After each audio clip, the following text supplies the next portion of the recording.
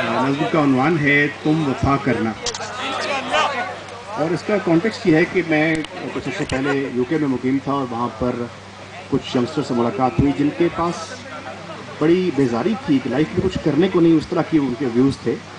तो उनको मद्देनज़र रख के फिर मैंने एक नज़्म लिखी है जिसमें ज़िंदगी की हर स्टेज पर आपको वफा के तकाज़े नज़र आते हैं।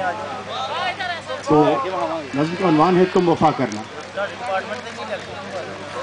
बड़े मान से उसने तुम्हें बनाया है, वाह, बड़े मान से उसने तुम्हें बनाया है, अपने खालिक से तुम वफा करना। वही तुम्हारा आका है, वही तो दाता है, वही तुम्हारा आका है, वही तो दाता है, अपने मालिक से तुम वफा करना।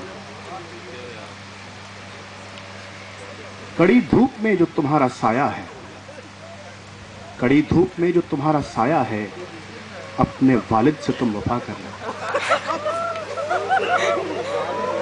जो अपना सब कुछ तुम पे वार देती है, जो अपना सब कुछ तुम पे वार देती है, इस वालिदा से तुम वफा करना। जो हर खेल में शरीक होता है, जो हर खेल में शरीक होता है, अपने भाई से तुम वफा करना। जो तुम्हारे लिए दुआ के हाथ उठाती है, जो तुम्हारे लिए दुआ के हाथ उठाती है, प्यारी बहना से तुम वफा करना। जो हर मुश्किल में काम आए हैं, इन दोस्तों से तुम वफा करना।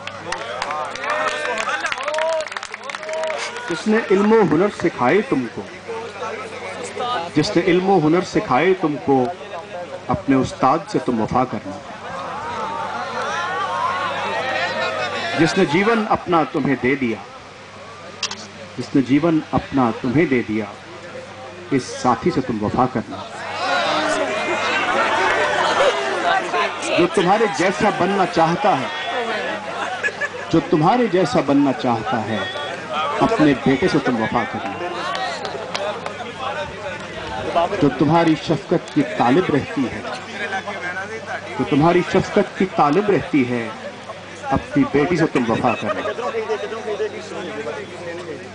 जो तुम्हारे रिस्क का जरिया है, जो तुम्हारे रिस्क का जरिया है, अपने पेशे से तुम वफा करना।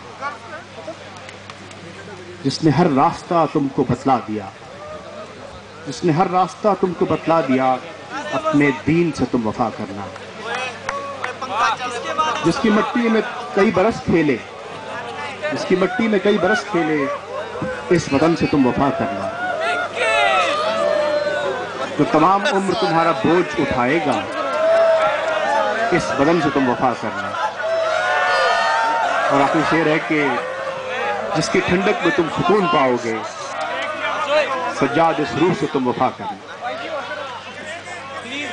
मेरा ख्याल है कि अब एक मज़ाहिया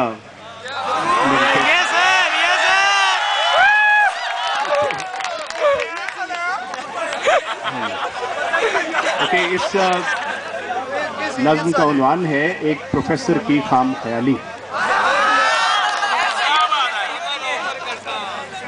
और इसका आखिर में पंचलाइन ये है कि हम सबको अपने प्रोफेशन की कदर करनी चाहिए, और जब आप कहीं इस्टेब्लिश हो गए हैं तो दूसरे प्रोफेशंस पे रश्क नहीं करना चाहिए।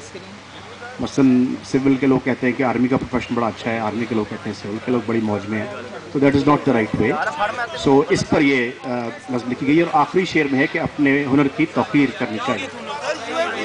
तो एक प्रोफेसर जो है, जो इस्टेब्लिश हो चुका है, वो अब एक डे ड्रीमिंग कर रहा है, और खाम ख्याली उसकी क्या कहती है। काश यूं होता कि मैं फिल्मी अदाकार होता,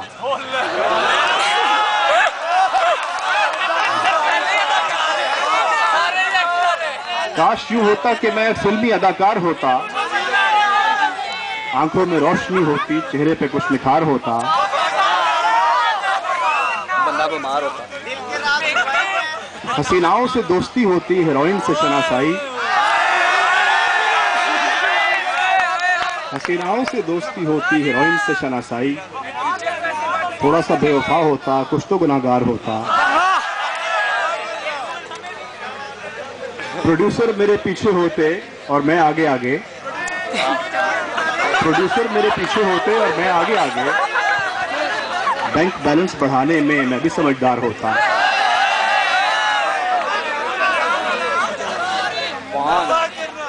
झूठे रोमांस में फिर हो जाती मेरी पीएचडी।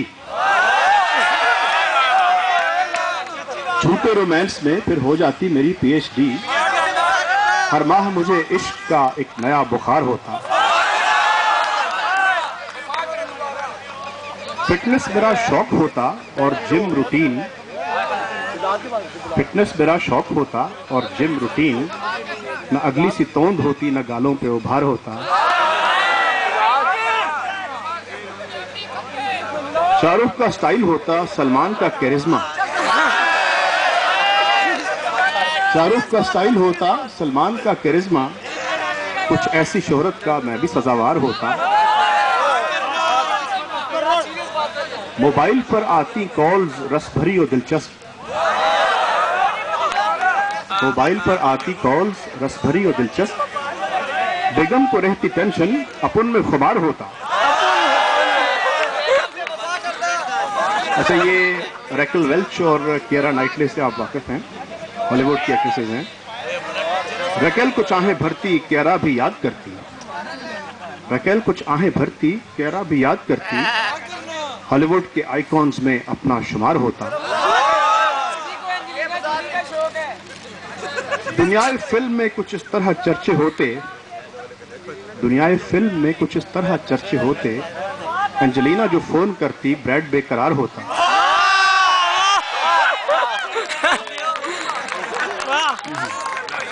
दुनियाई फिल्म में कुछ इस तरह चर्चे होते, एंजेलिना जो फोन करती ब्रैड बेकरार होता। कैटरीना मेरे कहने पर को स्टार बनती। कैटरीना मेरे कहने पर को स्टार बनती, उस परिवश का मुझ पर यूं एतबार होता। ऐश्वर्या जब भी आती मुझसे जरूर मिलती। ऐश्वर्या जब भी आती मुझसे जरूर मिलती, अभिषेक की हरकतों का जिक्र बार बार होता।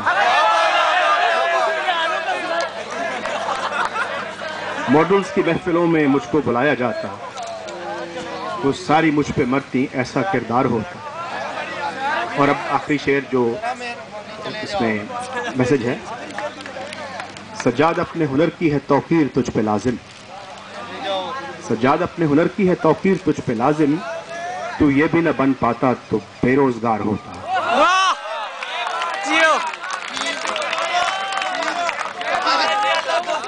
ये थे प्रोफेसर सज्जाद सानी साहब, यूएमटी की नुमाइंदगी करते हुए अपनी संजीदा और मज़ाहिया शायरी सुना रहे थे।